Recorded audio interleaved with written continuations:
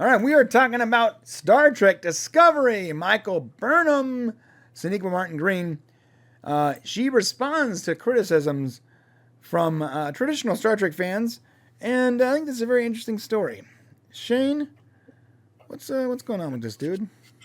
Yeah, I actually really like what Sonequa Martin-Green says here. I think she responded really appropriately to this here. I'm surprised. Not really. If you go back and look at her, if you separate her from Michael Burnham, then Sonequa the person is a lot different than her character, and it's really hard to separate people sometimes. But she's actually a pretty positive and interesting individual. But her character is really divisive, so there's been a lot of issues. So essentially, what happened here is Sonequa responded to criticism from traditional Star Trek fans. Now, this is a very interesting word. I've always seen the word longtime Star Trek fans. I tend to use that one a lot. But now the word traditional Star Trek fan is here. What is a traditional Star Trek fan? How would you define that word? Traditional. Okay, go ahead. People that liked Star Trek before Enterprise? Yeah, I would say people who liked Star Trek that maybe liked it a certain way. Okay. Maybe liked it. They liked it. We don't want it. We want it to be all about white people. And, no. Is that what she's talking about? No, I mean, there's a part of that. I think that's what they mean though by traditional. I think when they say traditional, like they just picture some like guy on his porch with a shotgun and like a beaver hat. Like, why are there so many different colored people in Star Trek now? That's what they picture when they say traditional. Yeah.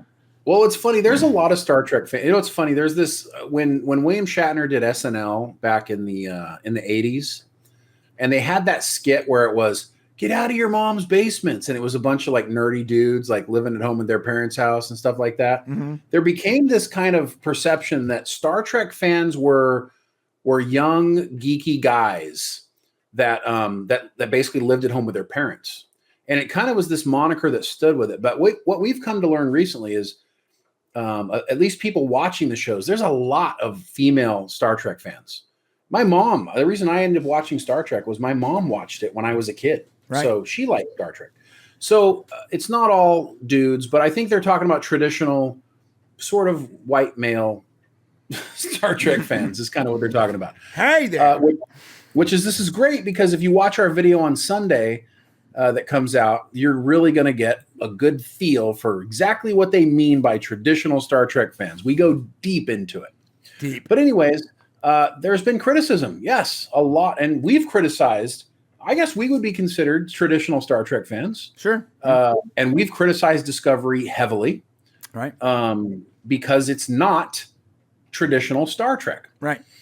So here's her response. So basically she came out and said, listen, she goes, I hear you. Okay. The fan base for the franchise. Oh, let me go back up to the top here.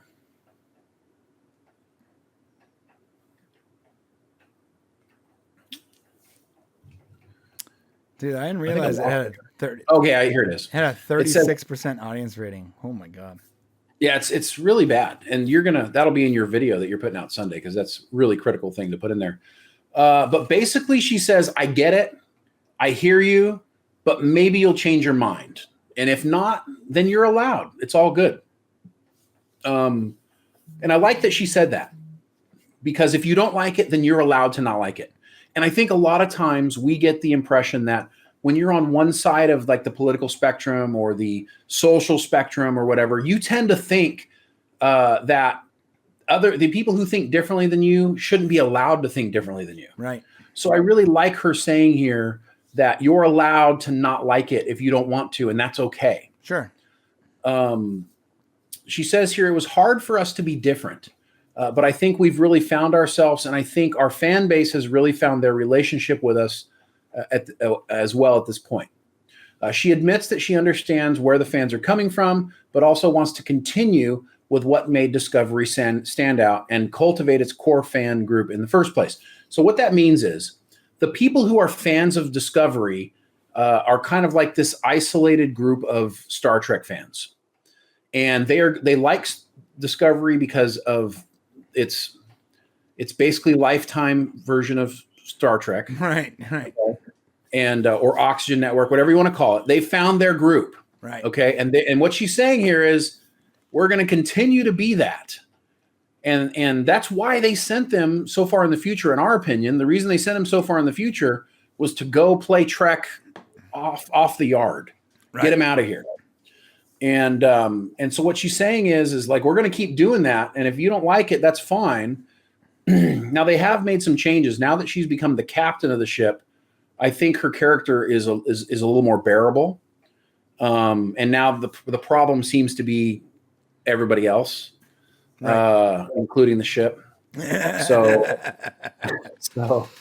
are we thinking the next season the ship is actually going to have like a gender dysphoria? Yeah, it's gonna have like a gender crisis for sure. It's like, identify as female, but now it's gonna.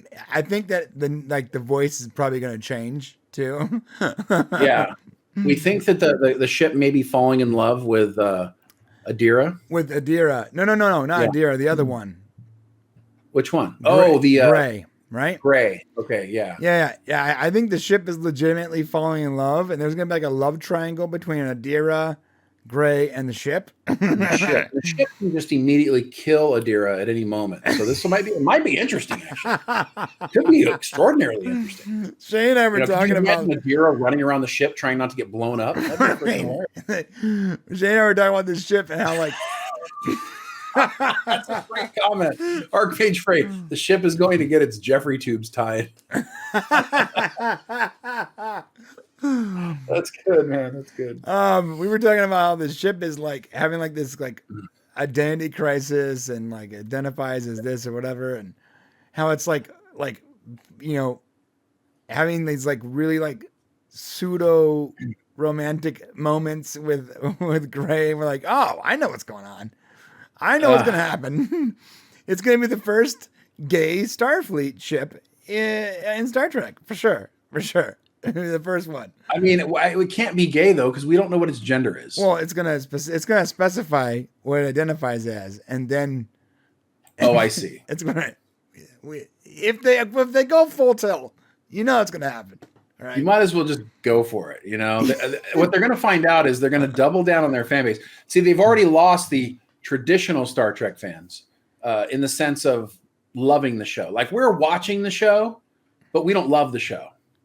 Like we watch it because we're talking about it and we want to keep people informed, right. But we're not watching it because we love what's happening.